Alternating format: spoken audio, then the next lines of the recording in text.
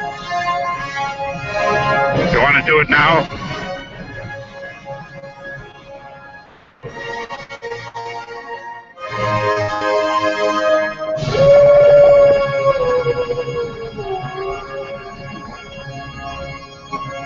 I am ready now. Coming to you from the Radio for One studios in Franklin, Michigan.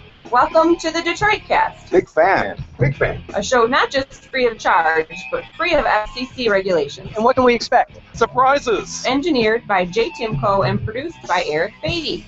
And without further delay, it's showtime. Please welcome the Detroit Cast. Here are your hosts, Mike and Jay.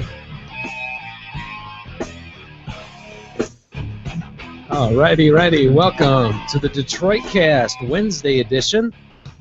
Mike and Jay here, Eric in front of me, Timko to my left. Got a whole team here. Welcome back, everybody. And a lot to get to today. Kind of a somber mood in studio today, coming off the big U.S. loss. God damn it! God damn it! Yeah. Oh man, what a bummer! What a bummer. It's over. It's just such a fine line, you know. Yeah, at that I know. level. Yep, it sure. Dolowski, it's on your foot, right? End it in regulation. He shanks. Yeah, there were so many chances. Oh, what a bummer. Just like that, in an instant, only one person in the room gives a shit about soccer anymore. Just like that. No, it's all over. Big E's still interested. He went downtown today. I know. We'll get details from him, too. Sounds like a party. All over the country, really. Yeah, they had these bashes. Chicago? Yeah, they were showing it. Sold out, or they got a lot of people to that game anyway. Yeah, the stadium. Maybe not sold out, but it was packed. It sounded like. Well, they had viewing parties literally coast to coast, and the parties were so big earlier. Last Thursday for the game, that they started going into Chicago where they had it. They were just going to do it like at downtown in a park or something. Instead, they moved it into where the Bears play, and did the same thing in Dallas where the Cowboys play. So yeah, they were getting massive turnouts coast to coast. So exciting time, no doubt, and a valiant effort. The team played well, and they were outplayed. I mean, it would have been highway robbery had we pulled it out. Really, truly. But that's the amazing thing with soccer, the way it is. You can counter and punch one in, right? Yeah, and you steal totally. Yeah. It wouldn't have shocked me if they would have pulled that thing out and won it. But yeah, you're right. They were outplayed all game. I don't know what it was, but this whole tournament they had trouble keeping possession. Well, that's the difference between the top teams and the mid-level teams. Yeah, it really is. There's just that little bit more skill that you need with all 10 field players to be able to possess. And you see that with a team like Germany, Belgium, and it just shows you we're a bit behind. Not too far behind, but we are a bit. Not far at all, but it would have been fun to keep going. Yeah. No doubt about it. And PKs would have been a lot of fun had we punched a second goal in. Yeah, and we could have. That free kick? Free kick. Oh, dude, what that a was play. sweet. What a set play. Bradley to Jones to Dempsey, and then Dempsey just pushed it into the goalie. Yeah. Dempsey gets a little too lax sometimes for my liking. He's so comfortable in the box sometimes, which is a cool trait to have, but at the same time, it's like, dude, just get it off your foot. You know? Yeah. Oh, it drives me nuts. You can't sometimes. play around in there. When you get a shot inside the 18, just toe it. Do whatever you got to do. Take it. How about the goal from the young kid coming in, too? Julian Green. He's an interesting story because he's a guy we stole from Germany. He's another one of those dual citizenship guys. And Klinsmann basically promised him a spot on this team despite him never playing in any of the qualifying. Really? Should he commit to the U.S. because he was on the fence between Germany and U.S. Would he have played for Germany? Eventually. Eventually, but not on this team. Yeah. Wow. So, yeah, it's... and then to have him come in and score a goal like that, an touch. Amazing goal. Yeah, his first touch. When you say commit to U.S., does that mean that he's bound now? Okay, they can't change teams. He's bound. Okay. So he's a U.S. player for good now? Yep. Wow. And you know what? This team, dude, going forward, there's been past cycles where you looked at the team and you went, oh, that was fun. That was a good push. And then you kind of look like, the cupboard's a bit dry, 4 years from now. They really identified a lot of players in this last cycle. Yeah, well, they're young, Yep. right? Early or mid-20s, most of these guys. You've got a few guys who will fall off, like Dempsey, Howard, unfortunately. You think Howard will be done? Yeah, he's right on the borderline. He might be able to hang in there, but probably as a goalie? not. Yeah, I know, but still, dude, you're so athletic in that position. And what a game he had. He did. I mean, he Incredible. literally almost Stood on his head, man. Yeah, I don't know what that term means. That they always say for goalies, but He absolutely did, you know? yeah, It was 16 saves. There aren't usually 16 shots in 2 games. Yeah. On net. I mean, and those were quality shots. Those were not cheap. Well, they were being buried in the far corners, and he was getting them with his toe. You know, Yeah. just really great position. Mm-hmm. That's what you don't realize about the goalies is how much footwork is involved and how much positioning. Yeah, Just amazing that game he had. yeah, he sure did. Even the goal he gave up, his position was strong. It was Yeah. just it took a perfect Yeah. shot. Literally, it took a perfect shot. Well, and you knew Opie Cunningham was going to put one in. Yeah. Watching that game, it's like, damn, that red-haired kid is good. You know. How about the burner they put it at the end of the game? Yeah. They scored the winning goal at the end. The Kaku or whatever. Yeah. He's the guy who plays with Howard on his club team. Oh, okay. Yeah, good player. Yeah, he looked like, and obviously, I don't know if he was being punished, the fact that he didn't start that game, but he was a difference maker. And that's something to bring a guy in fresh, though, after 90 minutes, you know, and Yeah. have him run against guys who have already gone 8 miles. Yeah, no doubt about it. He didn't have that little bit of jizz in him today. He did have some jizz in him. He had too much jizz Yeah. for us. A little bit of what? Jizz. I That was forgot a nice, about that. nice push, though. It was a fun time, right? Yeah, and now we don't care about soccer again. It sucks. I wasn't ready to just hate soccer again, and just like that, literally, like on-off switch in 1 minute. It's like, whatever. You're a good American. I like that. So yeah, the cup run is over for the American team. I wonder what that honestly will do for the rest of America. No. Everybody, like you say, will go back to not caring. But when you see groups of people gathering to watch these games, that means something. It does. I mean, I'm not trying to. It's going to be one of the 4 major sports. It will never be because it lacks scoring and there's just a lot of cultural things to the game that people don't like. The diving and the fucking around that a lot of the players do. Yeah. It's just not traditionally American in so many ways, but it has definitely grown, and people can't deny that. Well, and again, I don't care. No, I know. But you can't deny it. But the other thing is, it's too bad that it's good in one half, bad in another. The fact that it's only every 4 years, like the Olympics, it makes it a massive event when it does come around. But the fact is, it'd be awesome if there was another tournament in a year. Yeah. That was as big as this and pulled everyone together. That would be cool too. Yeah, every 2 years would be sweet. And they will get going again soon for another international tournament, but it's not the World Cup. Yeah, it's not the World Cup. Yeah. The World and Cup that's what is Big E was just lamenting. Like, what do I do with this new love of soccer I have now? You know, he's lost. Well, I wouldn't say love, but I did tell him that over this run, I did get to a point where I thought I could see myself some stuff. But what am I going to watch? I'm not going to watch the English Premier League or pick some team. And there's Germany. not anything around here you can go to that's really. The thing. It's just like the regular main sports. The Lions, because it's the Detroit Lions, the Pistons, and how those teams go. So I told him I do think I could see myself wanting to watch a little more, but I'm not going to watch like I said, the English Premier League or I don't know, something like that. And we don't have a professional team here, so I don't know. You did go downtown, as Jay mentioned. How was it down there? Really where cool. Where were you? Campus Martius? Yeah. Campus Martius? Yeah. Every time I hear it, that's all I can. I can't do a good gay voice, even though people think I'm gay. I can't. You're just do that doing it like right that. now. Yeah. My voice is a gay voice. No, I can't do that like Campus Martius. I can't like. Try again. Campus Martius. I don't know. Yeah, you can't. I can't do like a lisp voice like that. Like. Yeah. But I can't do it. Campus I've Martius. tried a few Campus times. Martius. I can't do it. Campus Martius. Or Drew's nasally gay guy. Campus Martius. Campus Martius. Campus Yeah, I Martius. can't do that. I've tried even. I don't know why I've tried, but As I he have called tried. it, effeminate man with a cold. My effeminate man with a cold. So was there a lot of people there? Yeah, a few thousand for sure. Were they all face painted up? Were they a bunch of Big E's down there? There was a lot of people with flags. People they were giving away. I got some too. The Thunder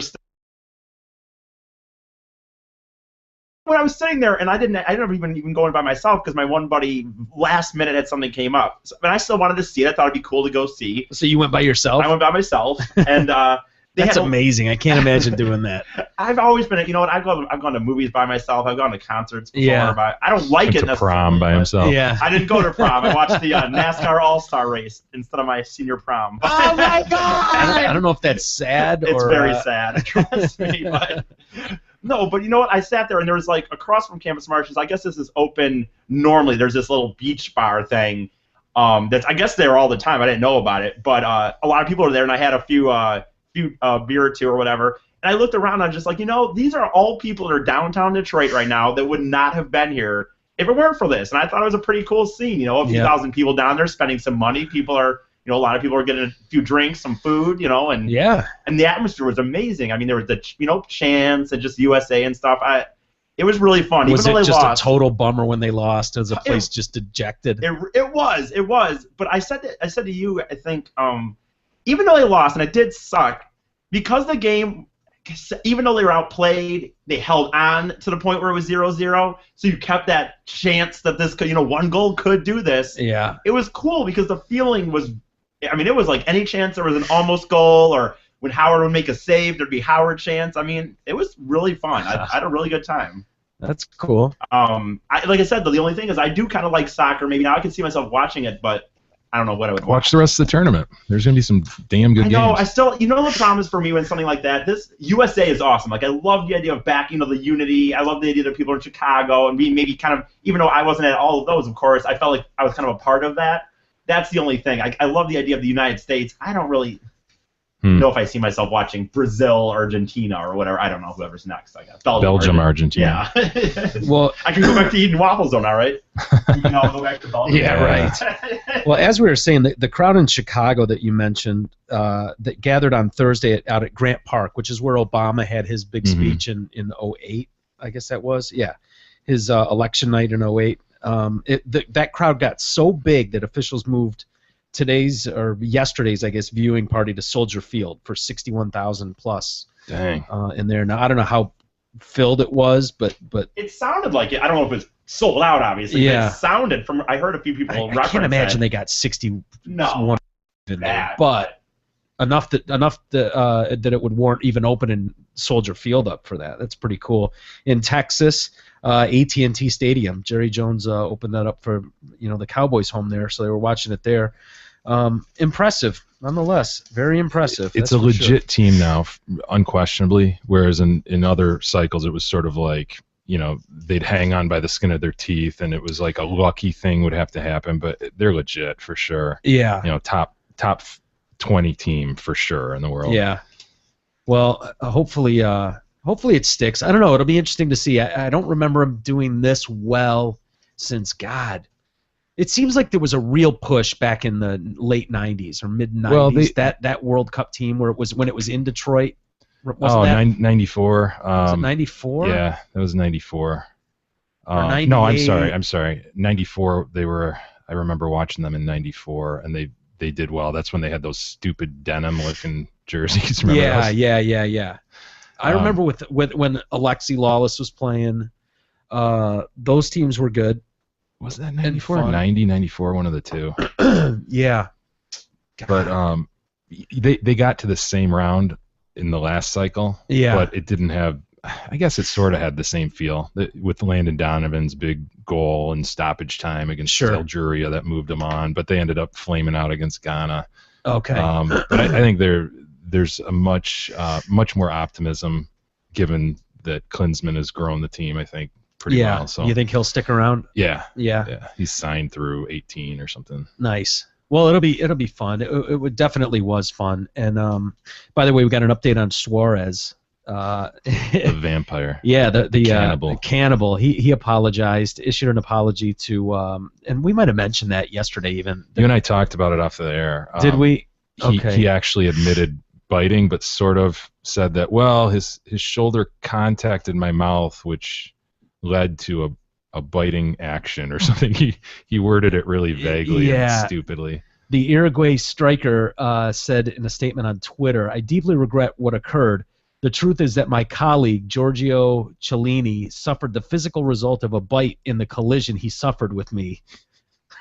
Seems like, he apologized to the entire football family and said, I vow to the public that there will never again be another incident like this. That's what he said last time. Right.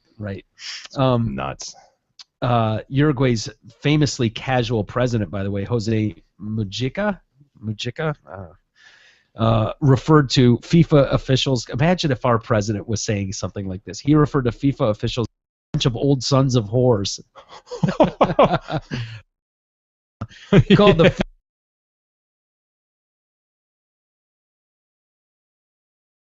Soccer really matters. And wow. He said he called them a bunch of old sons of whores as he welcomed Uruguay's team back from the World Cup on Sunday. He also referred to FIFA's stiff penalty of Suarez as fascist. He said Suarez could have been sanctioned with a lesser sentence. Uruguayans overwhelmingly criticized FIFA's ban of Suarez. Okay. So I know. We all saw the video. Yes, we sure did.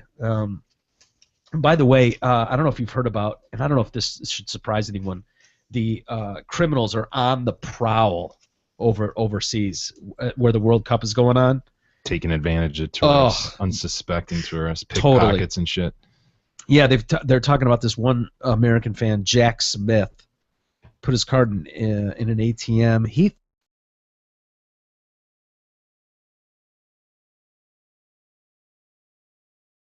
course, it'll get reimbursed from the. He says, I've probably met 60 people here, 20 have been hit. For smaller amounts, one guy said for $6,000. So, well, our consulate had warned people, about ATMs, pickpockets, subway travelers, anything like that. But yeah, I guess they've got a real problem. It still has 15 of the world's most dangerous 50 cities on the list compiled there. So the problems have kept consulates busy scrambling to replace lost passports and control the damage. They estimate 80 to 90,000 Americans are over there for the World Cup this time. Yeah. There's Chicago, by the way. Holy shit! Wow. They're in the stands and on the field. On the field, yeah. I wonder if you took all those people off the field and put them in the stands, if they'd fill up that. It looks like it to me. Yeah, maybe. Man. Does it say how many people? No, it doesn't say the story. They estimated 10 to 20,000. What? No way. That's got to be more than that. They're covering the field. They estimated before when they moved it in there. That's why they moved it, because they thought it would be upwards of 10 to 20,000, but it doesn't say here how much they thought it was. Wow, that's incredible, dude. Yeah, I'd love to get a final tally on that. I wonder, because they wouldn't have done tickets per se, but they probably still would have had a click turnstile. Yeah, the turnstile going. I'd be interested to see how many they actually got there. By the way, on a local soccer level, did you hear? We were talking about the ref who got into a fight. Didn't get into a fight. He got sucker punched. He got sucker punched by one of the dads. Yeah. No, it was a player. Oh, it was a player? I thought it was a 36-year-old player. No. Oh. It was an adult game. Okay. Dad of a younger kid. Okay. Punched the wife. The ref died. Yeah. He died. Yeah. Guy killed him. Dead. Allegedly. 30 wit. I just walked out. Was looking down or looking away. John, God, can never be Smith, can it? John Benowicz, who's 44, he was left in critical condition in Livonia on Saturday. He was punched by Basil Abdul Amir Syed. Allegedly. Yeah, after the 36-year-old Dearborn resident was going to be ejected. That's why he punched him and killed him. The game mattered so much, right? Right. Maybe it was for first place in the 36-year-old standings. Maybe Dearborn was going to beat Garden City to win the championship. Boy. Yeah, so worth it, wasn't it? Yeah, go down in history. Mm-hmm. Fucking asshole. Totally. Allegedly. Yeah. Biankowicz, by the way, was a dialysis technician with a wife and 2 sons. Of course. Yeah. And they set up a fund. If ever there was a fund to slide some cash to, that might be it, Yeah. Do we have details on that? They've got a fund to help pay for the funeral and burial expenses as well as his children's futures. God, what a terrible story. Jay, you want Timko, if you want to see if we can find anything on that. I'll have it up. Okay. Yeah, we'll post it up on our site right now. The Humane Society thing for Izzy and the cats is up there. You can still vote for them, I believe, but we can replace it with this fund. So if you get a chance, maybe throw them some money. What a terrible story, and I wonder what they'll end up charging them with. He was originally charged at an arraignment harm less than murder. So that changes now, doesn't it? Yeah. And so what do they charge him with? Second degree? Or, yeah. Or I think that's what it would be. Or it's what's not like a premeditated. It would be like a manslaughter type Yeah, thing. that's what the word I was looking for. Manslaughter. His bond was set at $500,000 cash. His prelim exam is scheduled for July 10th. I don't know how much of that changes with the him dying. Yeah, bond probably goes up a little bit, and the charge goes up. And, man, awful. Wow. Yeah. Poor decision, Mike. Bad judgment, right? Yeah. Boy, you just don't think of something like that happening, ever. Yeah. Just terrible. Poor guy, poor family. Jesus. Oh man. And not to be on the bummer note here, but did you see that GM has got their guy? He's come up with a formula, which is kind of creepy in a way, talking about how much when you value life, what the payout amount is. Yeah, for the ignition switch deaths. Right. There's sort of given a menu of sorts to say if you fall in this age range, if you were killed versus maimed, whatever it is, you get X. It's sort of like that accidental death and dismemberment chart we were talking about the other day. Yeah, totally. Where the Black Knight from Monty Python. If you lose both arms and an eye, you get this. Yeah. Well, victims of the General Motors faulty ignition switch could get as little as a few $1,000s or as much as millions, according to Kenneth Feinberg. Remember that name? He's done a lot of these big, complicated 9/11 one. He did the 9/11 one. He's done numerous of these. BP oil, maybe. Yes. Interesting niche, isn't it? It's a weird. Yeah, and he's the guy. Yeah. He's the go-to guy in these situations. But he's laid out a program which will work and basically tell us who will be eligible. Money is a pretty poor substitute for loss. It's the best we can do, though. It was harder than I thought to hear Amber reduced to a dollar figure. Amber's mother says, who attended the briefing. Her daughter Amber Rose died in a crash in 2005 when she was 16. She's one of the earliest fatalities linked to the defective GM switches. So how will these be determined? Let's see. Feinberg said there's no limit on the amount he can award for individual claims, nor on the total amount of GM's money he can spend. And Feinberg has the last word. GM delegated to me full and sole discretion to decide which claims are eligible and how much money they should get. There are no appeals by GM or the victims. People accept compensation, agree not to sue GM, that's pretty interesting.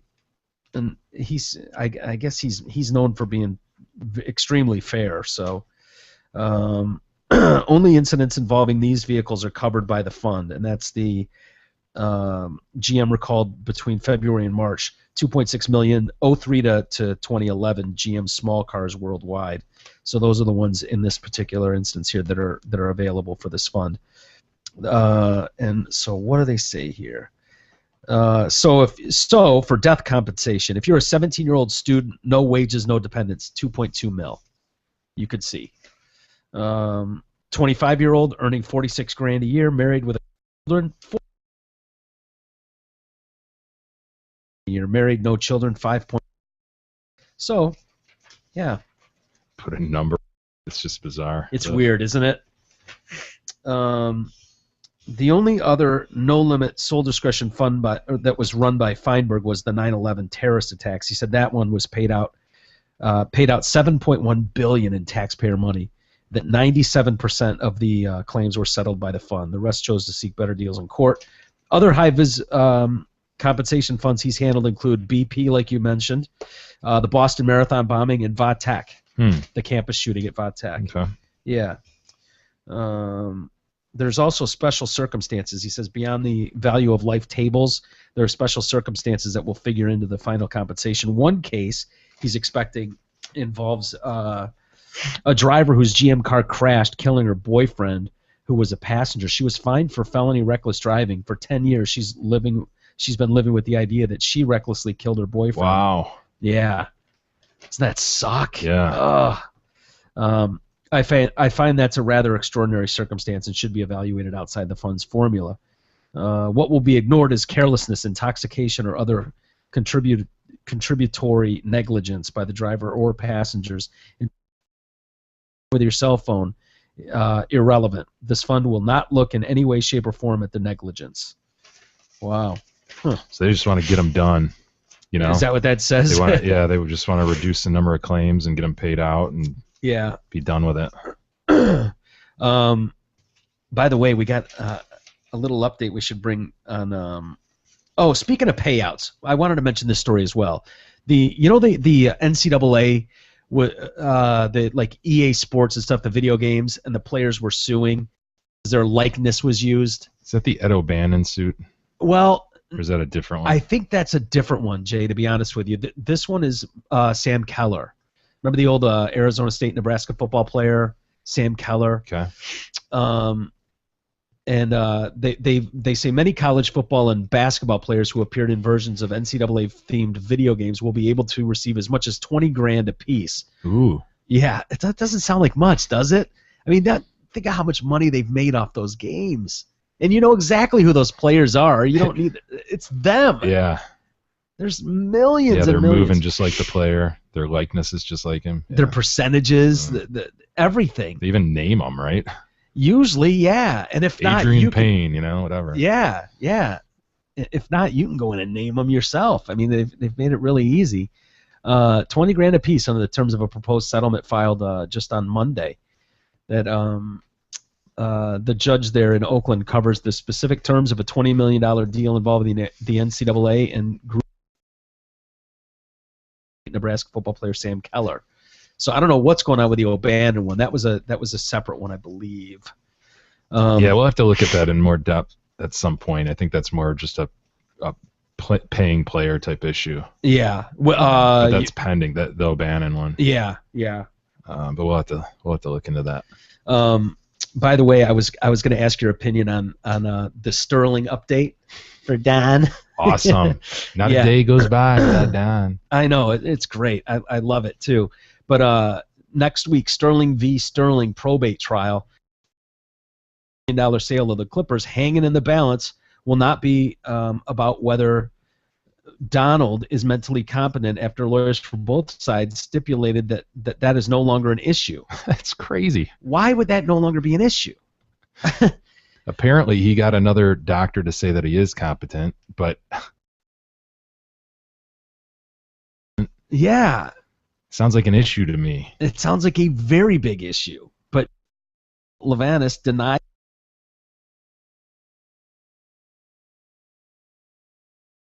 First, did Shelley properly comply with of the Sterling Family Trust and having Don removed as a co-trustee, or was Don defrauded when he was found to be mentally incapacitated? Second, they have the legal right to sell the Clippers to Steve Ballmer. Don was found mentally competent in a medical evaluation by one of his doctors over the weekend. That's according to Max Bleacher. So it sounds like they've got a whole thing to settle out there.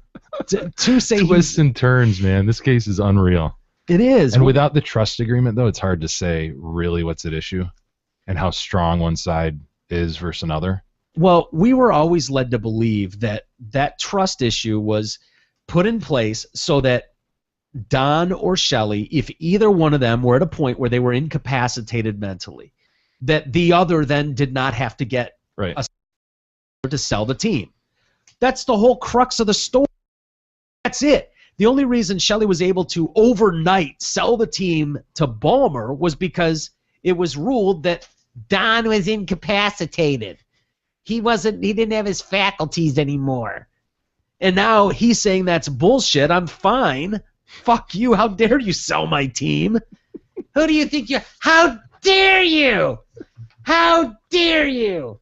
I'm not incapacitated. I'll get you for this, doctor. I'll get you for this, doctor. doctor. That was the whole point to the argument. I know. I don't.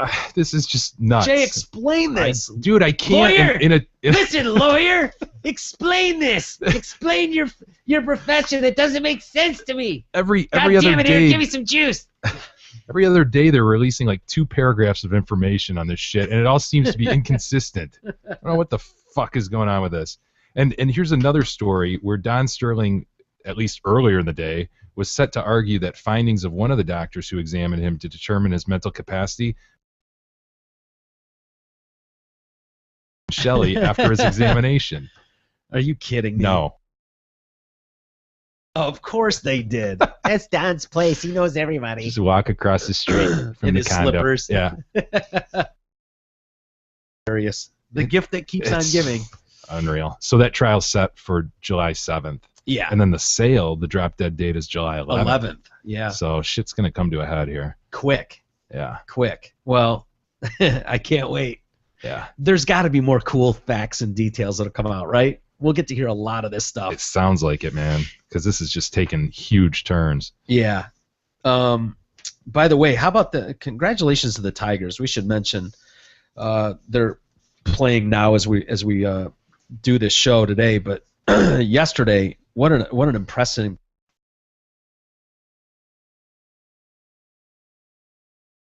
the 30-year anniversary of the '84 squad. Pretty cool. Yeah, very cool. Rajay Davis in the 9th inning with a first walk-off home run of his career, and did it against grand slam against the best team in baseball in the A's. You want to play audio of it? You got it there, Tim Coe. Tigers are down 3 in the bottom of the 9th. 1 out, the 1-0. Swinging a fly ball to left field. This one's deep, going back, Gentry at the fence. It's gone! Wow. It's gone! A walk-off grand slam in the bottom of the 9th for Rajay Davis. And he went with the breaking ball. Rajay loves him. Incredible! Around third, the high fives from Clark and Cabrera into the box, heated home. Oh, man, Rajay Davis with a walk-off grand slam, and the Tigers win it 5-4. Awesome. Dan was fired up. Yeah, he's going to give himself a heart attack. Sounded like the World Series or something. Yeah. That was cool, though. Yeah. That was cool. I happened to turn on the radio right as that happened. What? Really? Yeah, they're like, all right, Rajay Davis taking the whatever pitch. Really? Yeah, I'm like, holy shit, That's I didn't even awesome. know the game was on. I just happened to turn my radio on. You want to hear the TV broadcast or watch it? Yeah, let's see if it compares. I don't think it will. 'Cause Rod Dan- Mario? Yeah, Dan went nuts there. I'm trying to get so we could share it. Oh, that's all right. Yeah, it's not working, so we'll play it later. That's cool. Sorry. No worries, buddy. Driven in the air toward left field. That ball is deep. That ball is way back. And it's a game winner. He walked him off. Grand slam home run. He walked it off. Rajay Davis.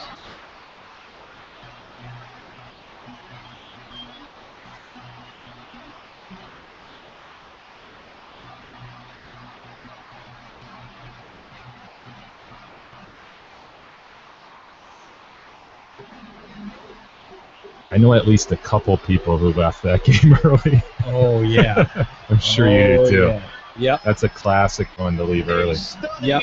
You got 1 run on the board, going into the 9th. Let's just beat traffic.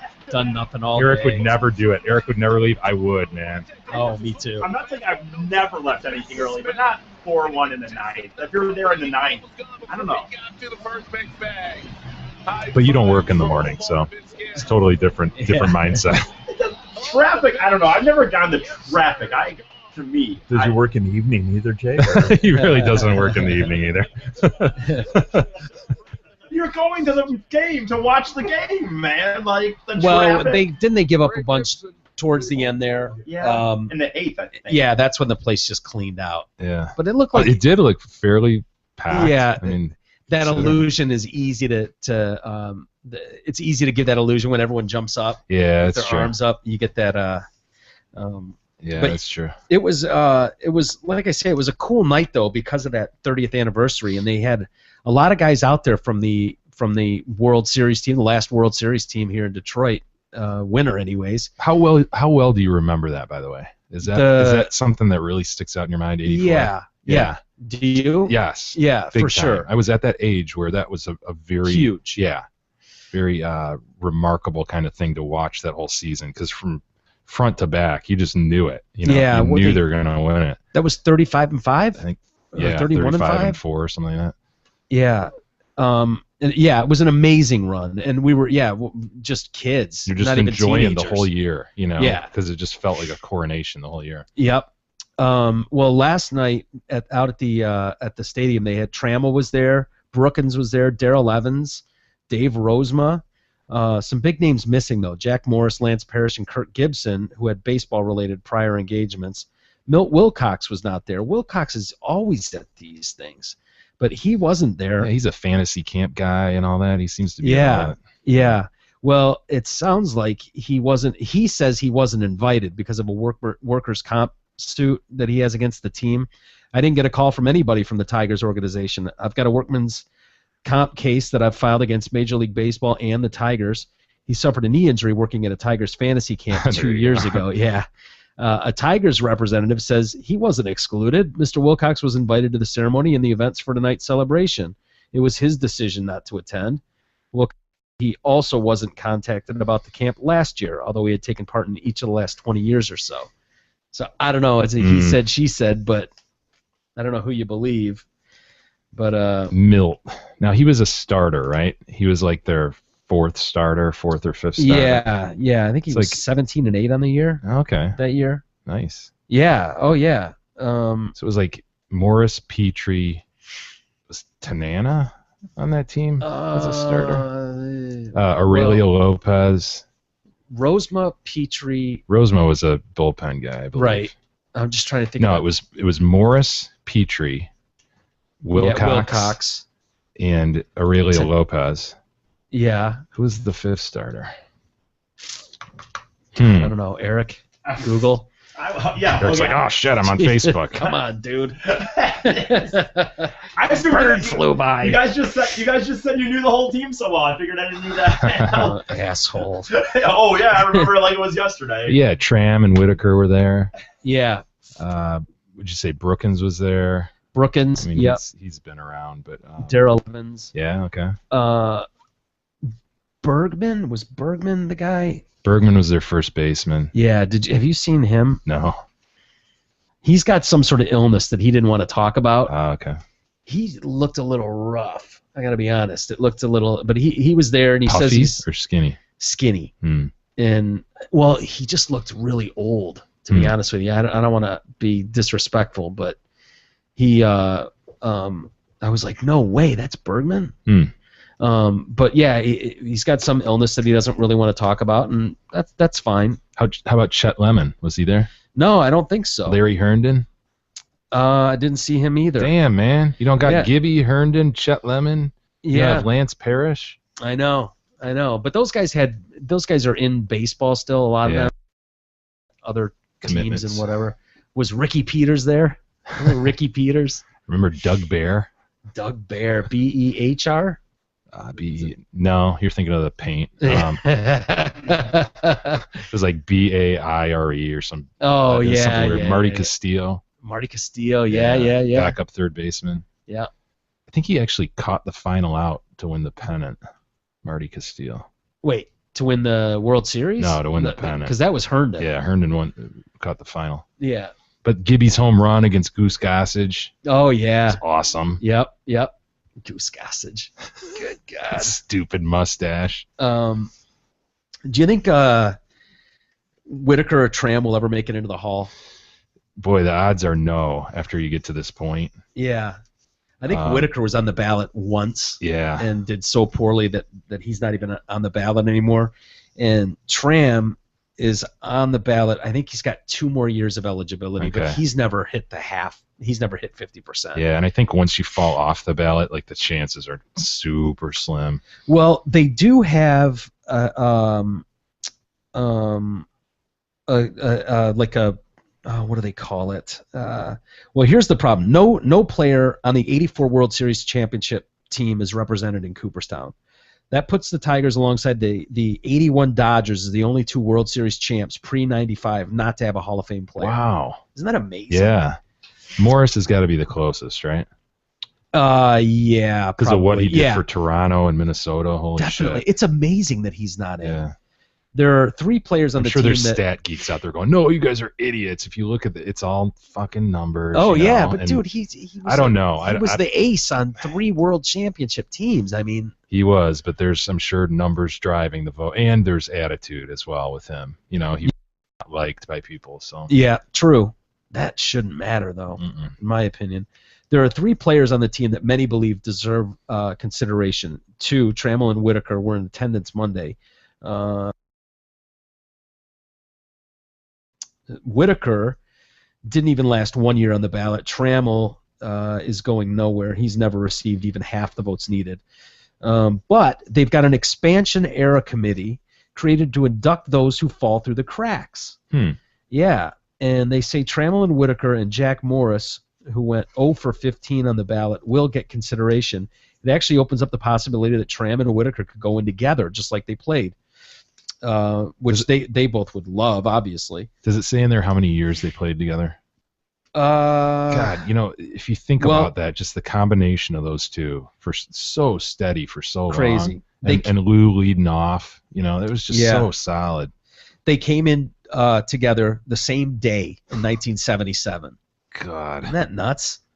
But didn't one of them play? I think Tram played one more year. Yeah, Whitaker did. Maybe Whitaker did. I think played one Tram more year. did. Was it? I'm just guessing. Eric? Oh, I'm on Facebook. Well, I don't know about that part. The expansion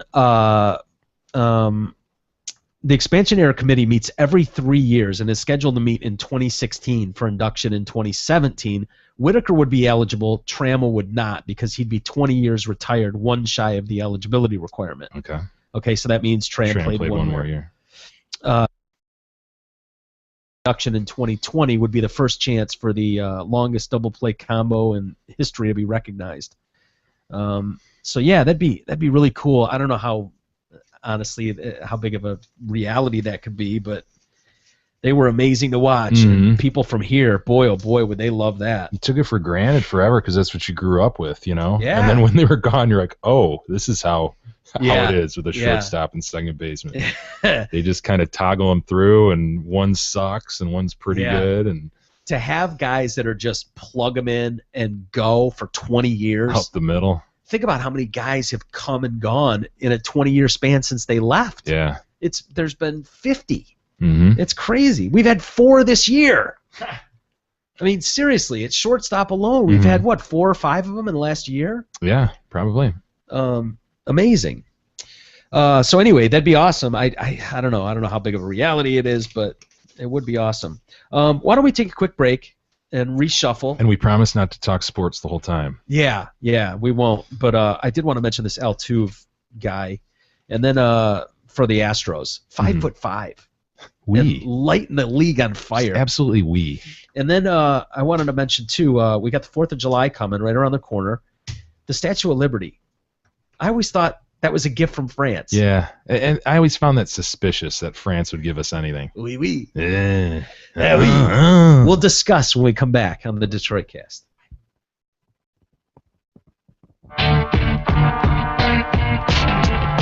The Detroit Cast continues after this short break.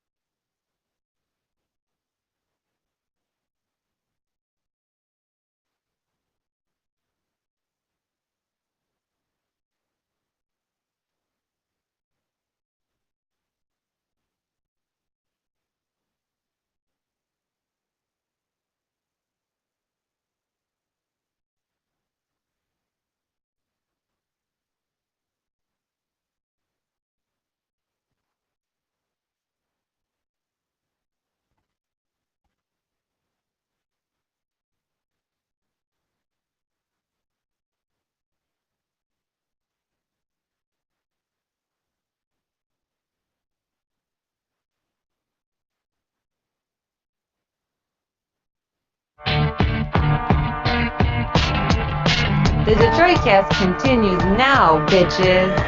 Here's Mike and Jay.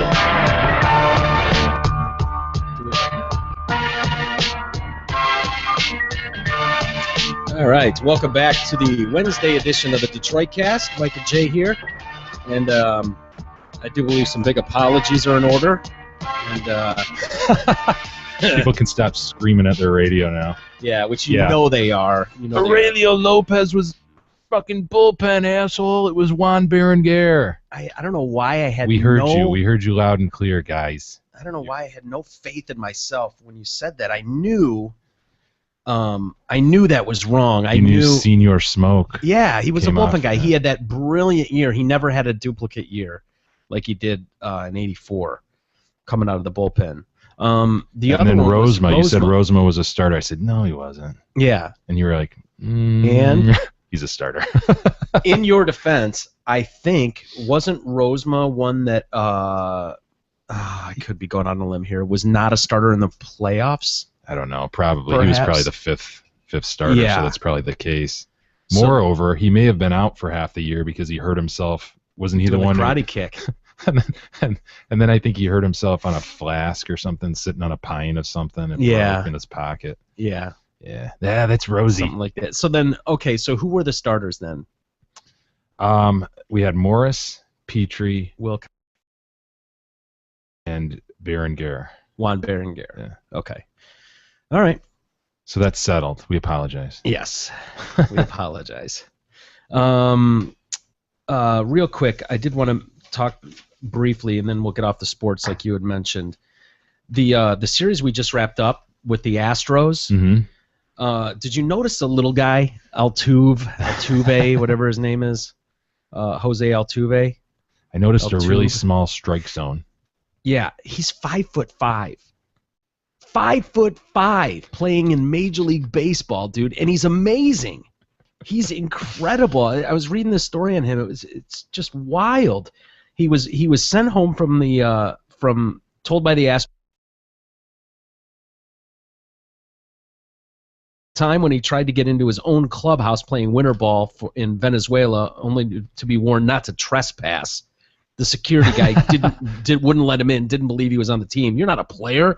I got a son the same size as you, and he's 8. Listed at 5'6", but actually an inch shorter. He's sitting atop the baseball world. He's the best player in baseball, his manager says. It's not just his numbers, but the impact he's had on the game. He's the MVP of this league. He has the highest batting average in the American League at .347, hitting a preposterous .435 in June. He leads the American League with 36 stolen bases, leads all of baseball with 116 hits, 7 shy of the franchise record for hits before the All-Star break. He's less than 2 weeks from becoming the second player since 1957 to lead the league in all 3 categories at the All-Star break. Ichiro Suzuki did it in 2003. He's had 9 hits and 6 stolen bases in the series against Detroit. He was unstoppable against Detroit. First player since Ray Chapman in 1917 to steal 2 bases in 4 consecutive games. Jeez. Yeah, I mean, it's crazy. Dude is unbelievable, his teammate George Springer says. When he's in the batter's box, everybody in the stadium knows he's going to get a hit, and he does. When he gets on base, everybody knows he's going to steal a base, and he does. He's what makes the Astros go. Those wee little legs. Yeah, it's hilarious. Look at him standing next to the other guy there. It towers over him. There hasn't been a player his height in the major league since Freddie Patek, 5'5", of the Kansas City Royals 30 years ago. Since 2012, they've had a website, howmanyaltuves.com, calculates almost anything into Altuves. So if you want to know the minimum length of a World Cup soccer field while watching TV, it's 60.9 Altuves. He's a unit of measure. Absolutely. I love it. Like BTUs. Yeah, British thermal units. Thank you. So how tall is Pedroia, Eric? Dustin Pedroia? That's his hero. That's who he looks up to. That's He's not much bigger, maybe 5'6". I think he's an inch taller than him, or 2 inches, maybe. He might be 5'7". They do mention him in here, though. That's like who he looked up to. You're a little hobbit-looking guy, isn't he? And he grows that facial hair. 5'9". 5'9", bullshit. There's no way he's 5'9". I bet he has furry feet. Pedroia? Yeah. Altuve, who grew up idolizing Omar Vizquel, says his role model is Red Sox second baseman Dustin Pedroia. He's got 2 World Series rings, an MVP award, 3 Gold Gloves. Oh yeah, he's only a couple inches taller. So they say 5'7", but that's Wikipedia, I guess. So I don't know. Yeah. Well, I thought those stats and numbers. I mean, when you're seeing stuff that hasn't been done in 100 years, that's pretty impressive. Yeah. They're kind of like Muggsy Bogues or Spud Webb did. You know, they hung around. Yeah, they did all right. Cute, little guys. Yeah, they were cute. God, that dunk contest where Spud Webb went nuts, though. Yeah. Introduced himself to the world. It was like, holy shit, I couldn't believe what I was seeing. It was impressive. Yeah. Especially in a sport like basketball, where everybody on the court is the guy that's 6'3", looks like a wee little fella. Yeah. And they're, in real life, they're giants. 4 guys just. Is that how tall was Spud Webb? I think he was like 5'4" or 5'5". Yeah. Eric? He could have been 6'2", though. Yeah, right. No, he was way under. Yeah. 6'2". Well, it says 5'7". For Spud Webb. Yeah. Which is tiny. That's shorter than me. Yeah. Like that's a wee little guy to be in basketball of all things, and you can always tell when the basketball is actually in their hands because it just. No, but that's unbelievable that Al Tube is like leading the league and shit. He's not just hanging in as 3 categories. Man. Yeah. We'll see if he keeps it up. It's impressive. Yeah. I love that picture, that old picture. Was it the White Sox guy that had the midget before they ruled that illegal, standing there? Yeah. And he's like the same height as the catcher, who's the same height. Got like a 4-inch square. You can't get him out. He's just standing there. By the way, the Detroit police have announced the FBI is looking into there that. It is, yeah, Mike. There's the picture Awesome. that I'm talking about. That's great. What was his name? Billy Veck? Billy Veck. Yeah. Okay. Yep. The FBI is questioning the Charles Bothell V. Slow down, FBI. Yeah. He was missing. He's the kid that was missing for 11 days, and then miraculously showed up in his own basement, his dad's basement. Curious story indeed. It is a very curious story. I strongly think that we'll get answers like that will unravel eventually. But yeah, why the FBI? Why would they send the? It's not like the kid died. Why wouldn't the Detroit police just handle what that? is like the jurisdictional threshold for bringing them in? I don't know. It seems odd that the FBI and it's the Detroit police that are sending these announcements out to the public. But the Detroit police said that the FBI scheduled a forensic interview with the kid. Based on the outcome of the interview, they may submit a report to the prosecutor's office as early as today. They were saying officers found him in the basement, like I said, in the condo building where he lived. Police said the boy is with relatives, which we knew, and his father and stepmother have supervised visitation. His father, stepmother, Father? stepmother. Remember the other day we were talking about The View? I do. Out of nowhere, we brought up The View. I'm trying to remember. I'm trying to rack my head to remember why we were even Barbara talking about him. Was it Barbara Walters had the interview with Father Mother. Thank you. And I was like, Barbara Walters, isn't she like 80? She just retired from The View, and then for some reason we talked about The View for several minutes, and we're going to do it again. Yeah, briefly. Well, it's funny because like the next day, stories came out about The View and these people leaving. Sherry Shepherd, who we were talking about, we were running down the list of all the broads, the cackling hens that have been on that show over the years. Tons of them. Yeah, and we were we were asking like who's still there, and it was Whoopi and Sherry Shepherd and Jenny McCarthy. Well, the next day, literally, they announced that Sherry Shepherd was leaving The View after 7 years. And it sounds like Jenny McCarthy is right behind her as well. A major upheaval for the talk show created by Barbara. Said after careful consideration, she's decided it's time to move on. She was negotiating a new contract. They failed to reach one. So I don't know. It's hard to tell. You're trying to read between the lines of what's really going on there. But then Jenny McCarthy comes out and making comments like, if Sherry goes, I go too. My view will be changing too. Hashtag sisters. And then she sent out a tweet after the hashtag sisters. My view will be changing too, as will with many hardworking folks. Thanks to everyone at the show for your dedication and an amazing year, which makes it seem like this is her call. Mm-hmm. I don't think this is Jenny's call. I think they're not bringing Jenny McCarthy back. They always play that game, though, don't they, on these shows? And yeah, get out in front of it and say, oh, well, I got all these other opportunities, right? Yeah. Do you remember where she got her start? Jenny McCarthy? Yeah. Well, Playboy. Back up from that. I do know this, I think. Remember that stupid MTV show? Where she was sort of a co-host, kinda. Her job was like to rally the crowd. She was kind of... What was the show? I don't remember what the show was called, man, but she was so annoying. Really? But she was so hot? Yeah, but she was so annoying. It was unbelievable. I mean, it was unbelievable. Yeah. And Playboy was probably coinciding with that, actually. But remember how MTV... What was it? Singled Out. Singled Out. Was that it? Was that the show you're thinking of? Yeah. Dude, I'm trying to remember the Remote premise. Control? Oh, on MTV? yeah. With Adam Sandler. That had a lot of people. Colin Quinn was on that. Yep. Yeah. There was... Who else was on that? There was another big name on that show, too. When they would lose, their chair would like go backward, go flying into the wall. Yeah. It was supposed to be the guy, Ken's basement or something. Or Ken Oberman? Was that it? Not Ken Ober. Ken Ober? Ken Ober. That might have been it. Yeah, I'm thinking of Keith Olbermann. Ken Yeah, Ober. yeah. Ken Ober. That they had quite the talent list. I want to say, was it? That's not the one that John. There was Colin Quinn was on it. Kari Wurr Yeah, remember her? Was John Tenek. I don't know how to say his last name. EYCK. Yeah. You're thinking of an Adam Sandler, Dennis Leary. Adam Sandler would just come on and do the dumbest character. He'd be like, I am Stud Boy. Yeah, just ridiculously stupid characters. That was where he got his start, though. Yeah. That was pre-SNL. Yep, for sure. Yeah, good show. That was really kind of the start of losing the whole videos. Mm-hmm. And you're right. Wasn't it? Wasn't that really kind of the... Yeah, they started to branch out into other shows, and now I understand if you turn it on, there's Stud Boy.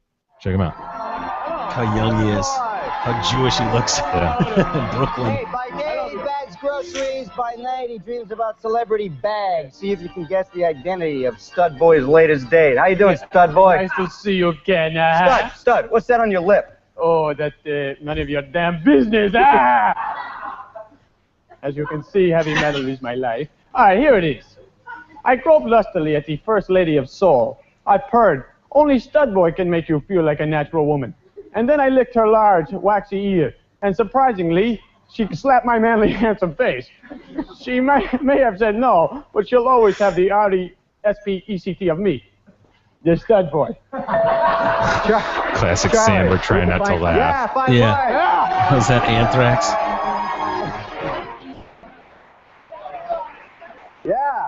Yeah. Very good. Thank you. Number 9. These dudes, God, this show seems so You know who old. Sandler sort of looks like right there is Eric without glasses. Oh, a little bit. A little bit, right? Yeah. Throw him He up had there more in of a permy, tighter perm. Tighter perm. Yeah, a little bit. Look at Colin Quinn sitting there. Yeah, Colin looks young, doesn't he? Mm-hmm. Hey, have you ever been to the Statue of Liberty? I've not. I haven't either. I find that weird that we have never been to the Statue Well, you've of never Liberty. been to D.C., right? No, never been to D.C. Man. New York, like maybe as a little kid, but never as an me adult. too. Really? Yeah. Nowhere west, but nowhere east, really. I mean, yeah, never been to Boston, never been to New York. I didn't go... Niagara Falls, but... Yeah. I didn't go on the tour here at Yankee Stadium. I wanted to go to see a game at Yankee Stadium. Did you go and there? We went to, what is it called, Battery Park and looked at it from there. But okay. But I didn't go and see it. But that was close. You've been to New York, though. I think as a little kid. Really? Yeah. Wow. Well, I was reading this with the 4th of July upon us here, coming up in mere couple of days. Story about Lady Liberty herself. Yeah. There's a new book called Liberty's Torch, and it's basically talks about the author who wrote the book. It's an interview she's done here with USA. It says, the lady made out of copper, the Statue of Liberty, has stood here for 128 years, since 1886. It's been renovated, reinforced, and now guarded with airport-like security. Elizabeth Mitchell, she's written this new book, Liberty's Torch, The Great Adventure to Build the Statue of Liberty, goes on sale today, as a matter of fact, just in time for the 4th. It's a myth-busting story starring French sculptor Frédéric Auguste Bartholdi. Mitchell's adjectives for him include crazy, driven, peevish, and obnoxious. He rarely missed an opportunity to advance his career, but Mitchell says he had an incredible ability to soldier on through a 15-year struggle. Were it not for him, the statue probably would not have been built. And it kind of dispels some of the rumors we've always heard. Apparently, this author, the author of this book, says she started researching this guy really by accident, this Bartholdi, a decade ago in the archives of the New York Public Library. The sculptor died in 1904, but through different circumstances, she found info on him just like totally fascinating. So she started writing this book. She realized his story was more complex and interesting than the myths that have grown up around the statue. She learned it was not a gift from the government of France to the people of the United States, which I had always heard. Haven't you always heard that? Yeah, you always heard that. But again, I never thought like France liked us ever. So yeah, right. I thought that was curious. Well, I always chalked it up to like a peace offering. It's just brought over in a barge or something, but I don't know. But apparently not. The money came from a variety of sources, some of it raised by Bartholdi. She saw that he did not like most Americans. He thought they were more interested in money than art. Some things never change, I guess. Screw you, Frenchie. I know. And his great statue, his original idea for a giant female figure holding up a light was not designed for New York. He designed it for the mouth of the Suez Canal. Only after Egypt rejected his plan did he shift his sights to the USA, a country he had never visited. What? Yeah. Sounds so random. I know. It does. Okay, I'll just throw it over here. How about here? I've never been there, but whatever. When he did in 1871, at the age of 36, he was more impressed by its landscape and bridges than by the people he met. As Mitchell recounts in her book, Bartholdi wrote that what is lacking in the cities and most of the men is charm and taste. What a snobby French asshole, huh? So typical. His takeaway, America is an adorable woman chewing tobacco. What a dick. But he returned to Paris with plans to build a 151-foot statue. Nevertheless, that the French would pay for. The Americans would build its 154-foot stone pedestal. Fundraising was a struggle. He put parts of the statue on display with an admission charge, the Arm and Torch in Philadelphia in 1876, its head in Paris in 1878. Who would pay money to just go walk through and see the head before it was actually the lady? Milady. With a torch. He copyrighted the statue's image, intending to get paid every time it was used in ads, postcards, and trinkets, but he found tracking and enforcing the copyright too difficult. If she could ask him one question, she'd want to know whom he used the model. That's what I was going to say. For Liberty's face. Pretty ugly, if you really look at the face. Pretty masculine chick. Yes, it's interesting you say that, because one story goes that it's his mother, Charlotte. Sorry, man. But Mitchell says he never confirmed that, which is odd given how good he was at promoting himself. Her theory, the chick that wrote this book, her theory is that it's modeled after the face of his brother, Charles, a once promising law student who ended up in an insane asylum. Yeah. It's all so random, man. It is. This iconic statue of love. Yeah. Just was thrown together by some French dude. It doesn't fit at Suez, so we'll barge it over here. It is kind of cool, though. I would like to go see it. Yeah. You know? Well, you can go up and observe from her little hat. Yeah. Yeah, that crown. Call it a hat. Hat. Call it a hat. It's on her head. It's a hat. No. It's a hat. An ugly Jay. chick. Look at her. You know. If Yeah. you really look at that face, It looks like a Charles. Never really looked at it, but man, pretty masculine looking. Kind of like the Mona Lisa, how ugly the Mona Lisa is. God, what's wrong with these people? I don't know why the Mona Lisa is such as good popular artists, as it is. You know, make a beautiful face. Is there any piece of art more valuable than the Mona Lisa? And it's really just kind of an ugly chick. It really is. The farmer couple with the pitchfork. Yeah. Stupid. Yeah.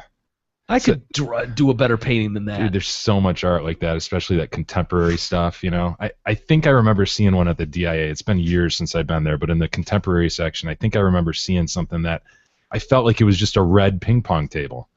You know, it was a red, big fucking piece of wood with a white stripe down the middle. That's the stuff that kills me, you know? Yeah. Well, I love when they've done stories like some of those news programs have done stories where they get some famous piece of art and then they'll get like Ella to do a finger painting at 3 years old and they'll do some random contemporary piece of art, piece of shit, and then they'll give it to the experts and they'll have them judge these what is a multi-million-dollar piece of art, and then something the 3-year-old did just with finger paints, and it's like, oh, the strokes of the, you could see the color, the way it comes off the finger is so beautiful. The way you use Tucker chocolate and Carl. Call back to yesterday.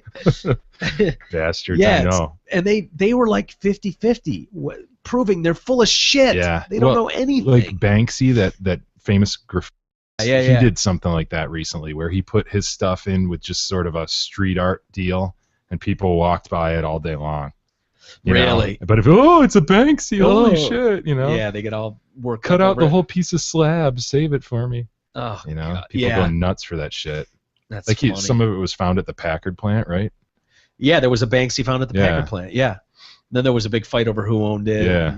And, Packard plant. What's going to become of that? That Peruvian. Boom! Seriously. That's what needs to become of it. Boom! That Peruvian businessman, bless his heart, bought it. But what do you, I mean, God. He's got big plans. He's got big ideas, Retail, Jay. right? Of course. I don't know, man. Be great to see, but should we do be the ultimate. I have a feeling in 20 years we'll still be asking, what's going to happen with the Packard plant? Remember that Peruvian businessman? Today? There was one really interesting one. I thought I printed it, but maybe it didn't go. Really interesting idea by one of our young listeners. Really? Yeah, hear this one out, Mike. All right. To the Detroit cast and the Better Made folks, the Better Made potato chip folks. Okay. This is an 11-year-old's great idea. All right. Our household loves both the Detroit cast and Better Made products. 3 generations. I love this household. The youngest generation is an 11-year-old who loves Better Made chips and loves the fact that you are local, providing much-needed jobs for local families, making an awesome product, referring to Better Made. Right. Although she is censored from the Detroit cast, she is well aware of the characters involved and our love for the show. She's proposed the idea of a line of chips Better Made Detroit cast. There could be 4 flavors representing the Detroit cast with potentially each Detroit cast member's character on the bags, such as pineapple jalapeno, cheddar sweet onion, garlic parmesan, and tomato with dill. These are simply ideas for unique flavors. It's Better Made, and the Detroit cast individuals are unique. We are originally a Detroit family and thought this would be a fun idea. Celia, Travis, Jocelyn, Earl, and Betty. However, they're not going to make a dog shit flavored chip. Exactly. They're not going to make an Eric dog shit flavored chip. So if they can come up with a cat piss aroma filth flavored chip, we're in business. We are in business. From under cheese, the cheese from underneath Eric's balls. Charred ball sweat cheese. We're glad your 11-year-old daughter is censored from the show. We just. Yeah, that's awesome. Maybe we could come up with a Swiss cheese. Gross. Listen to this. I know. Get ready. Hang on. This Flasher, dubbed the Swiss cheese pervert, and we've had this story for a while. It's been sitting here, and I've been avoiding it, but it can wait no longer. The Swiss cheese to harassment charges for flashing several women while holding slices of cheese. Come on, Chris. Come on, Pagano. What are you doing? Chris Pagano entered his guilty plea before a Philadelphia municipal court judge, I guess a week ago or so. He was sentenced to 8 years probation. He must undergo sex offender counseling for the January incidents. He would drive up to the victims and ask if they'd like to be paid to watch him rub the cheese on his genitals. According to authorities, he would then place the cheese on his exposed crotch. Then he would put the cheese on his dick and balls. One of the victims recorded video of an incident along one of the stretches of road there. Another victim snapped a photo at her intersection. Is that him? Oh, he's a fat piece of shit. Look at that. He looks Swiss exactly cheese. like you'd expect. Of course he's a white guy, right? Look at that pig. Yeah. Oh, my God. See, I pictured him putting it through the hole. Yeah. No, he's just holding Swiss cheese. God, that's know, Yeah, that's deviant. what I thought. That is so deviant and weird. Again, Yeah. let's back up 20 years. Where did this guy start? You know, Yeah. what took him to this level where he's driving around holding pieces of cheese, trying to get people to look at his dick? Look at my dick. That's what he's Asshole. doing. He's pulling up and just going, look at my dick and balls, look at my dick and balls. Want some cheese? Look at my dick, look at my dick, look at my dick. Hi, want some Swiss cheese?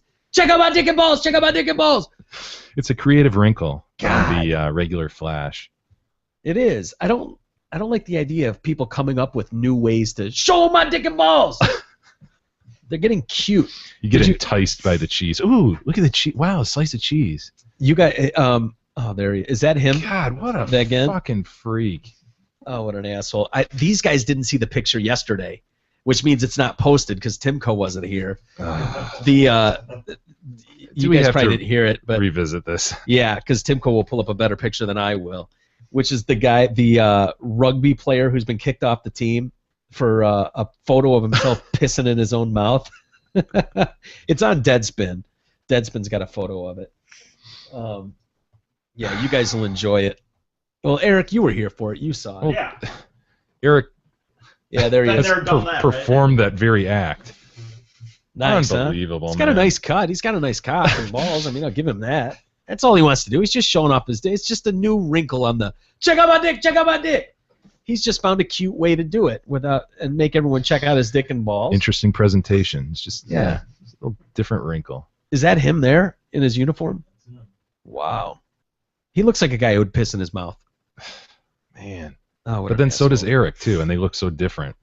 That just means they're walking amongst us. We can never tell. I know. You just have to assume that anybody you pass in the streets could be one of those guys that would piss in his own mouth. It's true, because before you had met me, you could have seen me at Meyer one day. I could have just been behind you. No, I would look at you and think that you Oh, piss in your mouth.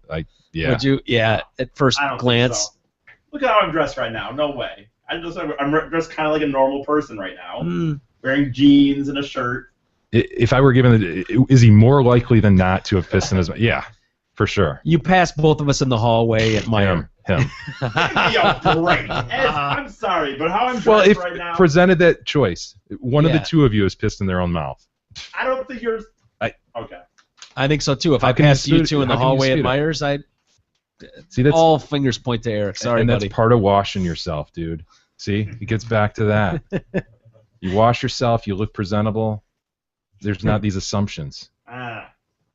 Well, asked why Pagano flashed the women, his attorney wouldn't comment, but said his client is so sorry. He's been remorseful since the minute that I met him, and he wants to get help. No, he isn't. No.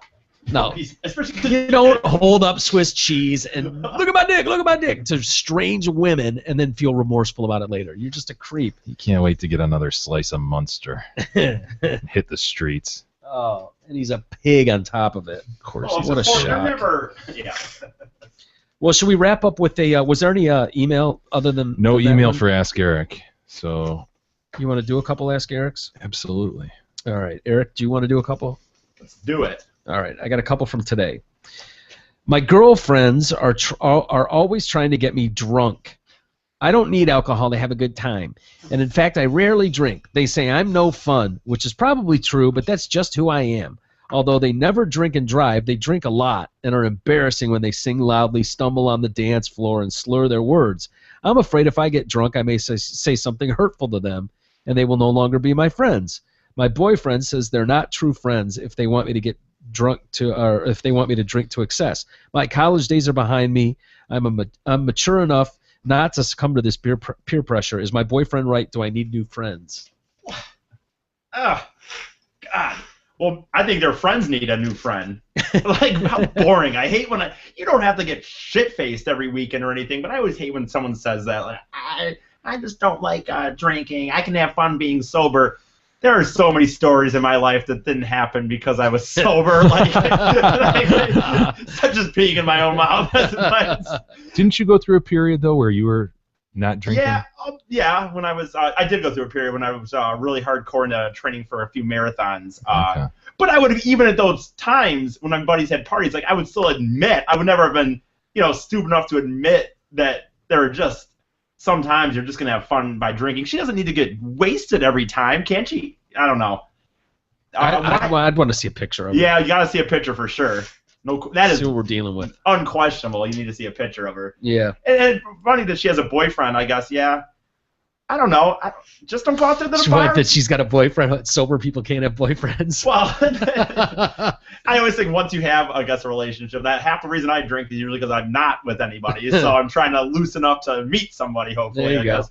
But I understand that. I would say, just don't go out to the bar with them then. Maybe just hang out with them in other activities. Every night doesn't have to be a bar That's night. what the experts say. And their friends should get a different friend because she sounds like a boring person. And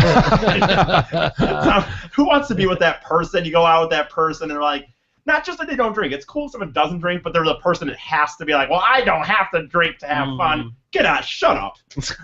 Boring. All right. Their good. boyfriend, by the way, what a nice girl this guy's got. Never the life of the party. Never wants to get a little loose. Yeah. All right. My wife and I have been married for 20 years. Before our 2 children started high school 2 years ago, we had a great marriage. Unfortunately, my wife has put our children's high school education above everything else. She's a classic helicopter mom who says that once the kids leave for college, our relationship will become great again. I've talked to her about it, and we've seen a counselor and a priest who told my wife that what she's doing is wrong. But things are getting worse, not better. Any suggestions on how to get the message across before we get totally separated or even divorced? Or am I the one who needs to see things differently? We need more detail. What is she doing? Right. I mean, I get the idea. Yeah. Helicopter mom. What I feel like is it's probably this one of those, if that's all she's concerned with, she just, no social life, not constantly meeting with their teachers right, and stuff. Probably helping him all the time, making sure but man. Well, it sounds like he's just he's like second-class citizen in his own house. What that means is she's not putting out. If she was putting out a few times a week, he wouldn't have a problem with any of this. Yeah, what I was gonna say is I'd probably just tell her, like, look, if you don't start doing some shit, I mean, I'm gonna get it somewhere. So, like.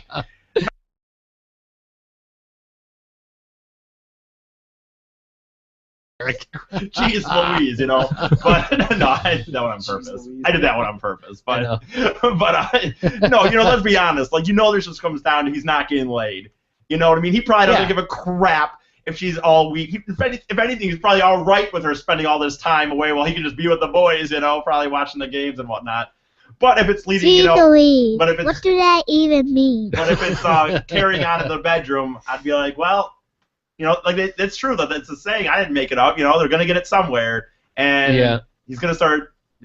Isn't that what that sounds like to you? Like if she's putting out a few times a week, he wouldn't give a fuck. Yeah, reading between the lines, it kind of does. That's what I thought instantly. Like, what's your problem, man? Yeah. That's what I thought instantly. The only reason he's complaining is because of sex. Yeah, that's like he's not saying that outwardly. He's acting like, oh yeah, she's just caring about the kids, but behind the scenes, that just means you're not putting out for me. Yeah, I'm sure it's not like he's like, we're not going on enough movie dates, or we're not having enough cuddle time. No. She's too busy to put out ever, and he's not getting any. And she's said, once the kids go away to college, I'll be able to put out more. Yeah, and he's seeing that's bullshit. As if she's gonna look any better by then. But it's not goes downhill. But, no. Yeah. What age do you write them off, Eric? What age are they done? Retire them.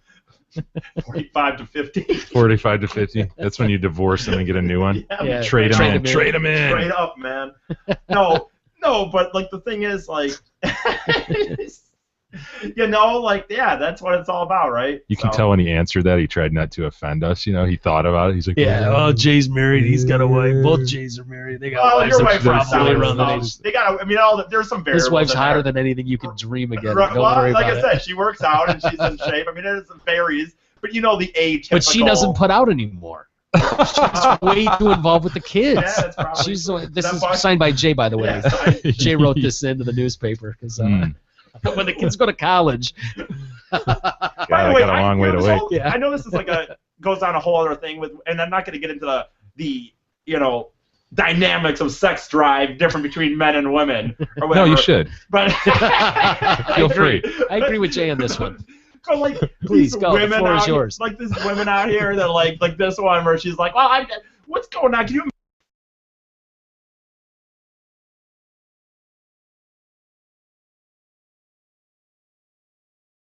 have like maybe as high sex drive as guys? I guess scientifically, I feel like it's proven or whatever. But you know what? You're in this situation. Like it is what it is. This guy's working his ass off because I doubt she has a job if she's able to spend all this time with the kids.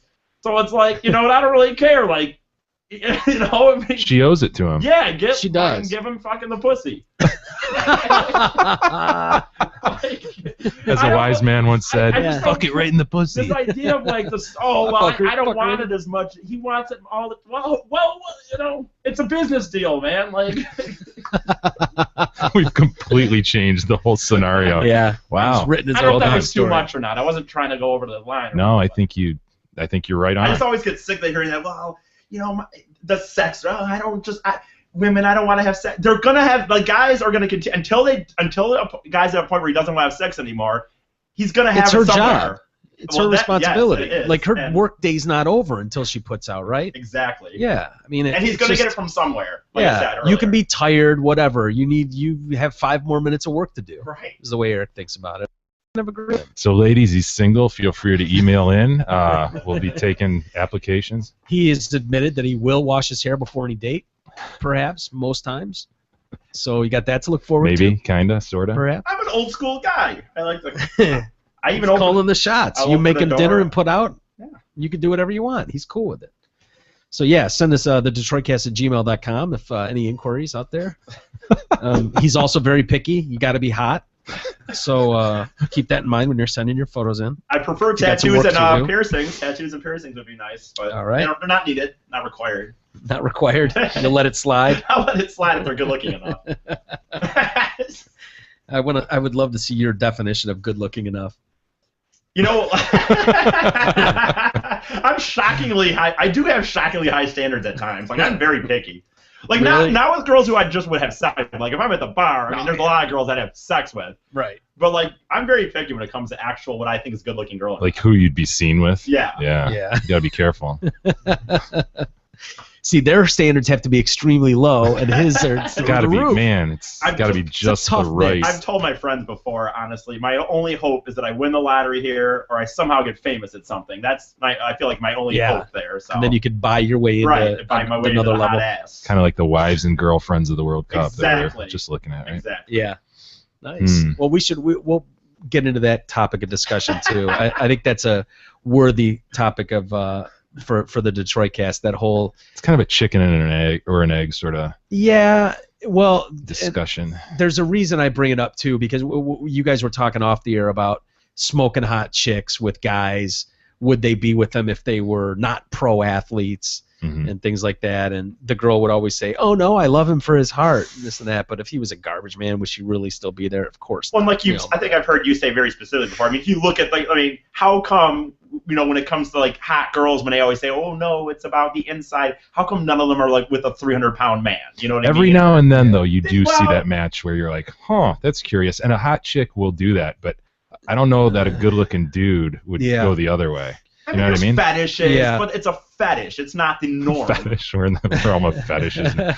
Well, it pissed me off when I read Nikki Sixx's last book.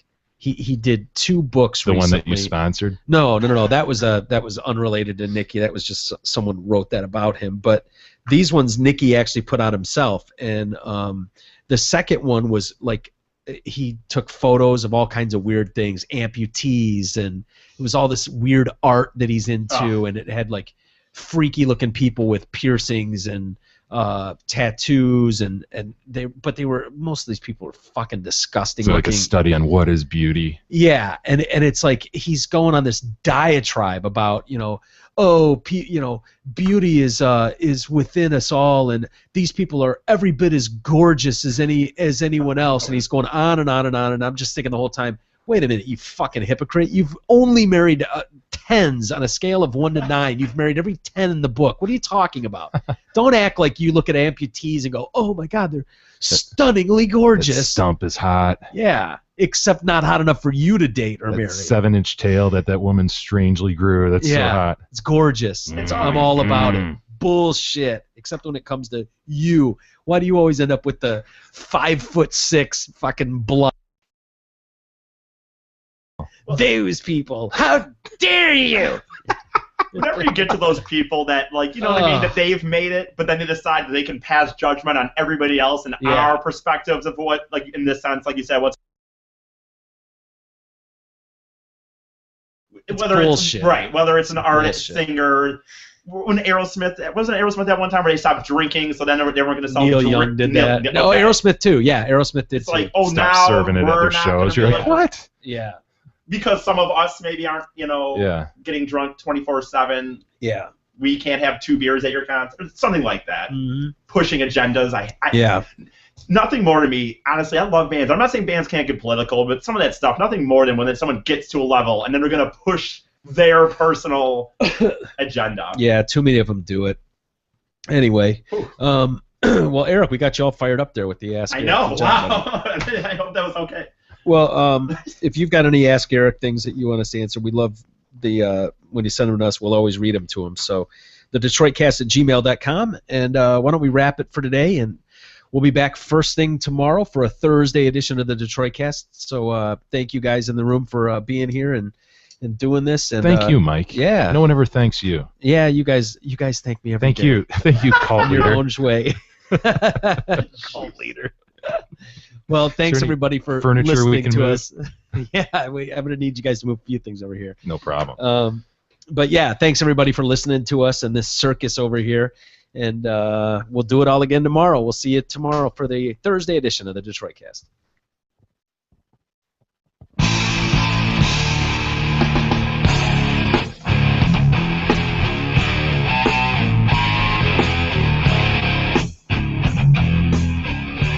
You've been listening to the DetroitCast with your hosts, Mike and Jay.